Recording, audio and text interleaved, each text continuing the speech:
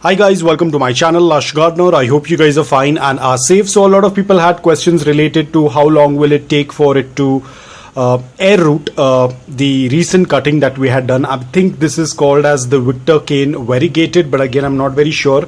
Ideally this is called as the Graptovaria titubans, but it's not a Graptovaria titubans variegated. It looks very different from the original plant. I might have spoken about this earlier as well. Now in another video, another person had given me another ID for it. I'll put that ID as well on the screen because on Google there is a lot of confusion about the ID of this succulent. So this cutting was done on the 19th of November when I had done the stem cutting, and today is the 29th of November. Just for the documentation, you can see that in 11 days it has already started to root. So this is how the cut part tends to look like. You can see it is completely healed and there is a little bit of that dry cinnamon powder still stuck to it, which is absolutely okay. We do not need to take it out, and the roots are looking very healthy, pink in color, light pink in color because it was exposed to light. So now all we have to do is just make a little bit of a dent in the soil. So we do not need to push the succulent too deep into the soil.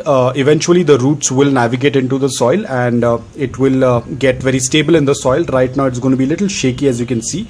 So that's all about it. The soil is completely bone dry. The water that you can see is of this pot because this pot was kept to cure. This is my new pot. I really like this pot, so I designed this new type of pot for this succulent. So the soil is completely bone dry. The pot is slightly moist because it was kept for treating, for curing process. So I've just taken it out from the water, but that is not going to wet the soil, and that's absolutely okay. So now the formation of aerial roots will completely depend upon your environment and climate.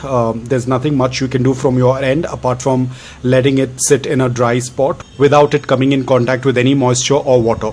So guys, I hope that this video was helpful to you. If it was, please hit the like button. If you're new to my channel, please consider subscribing to it.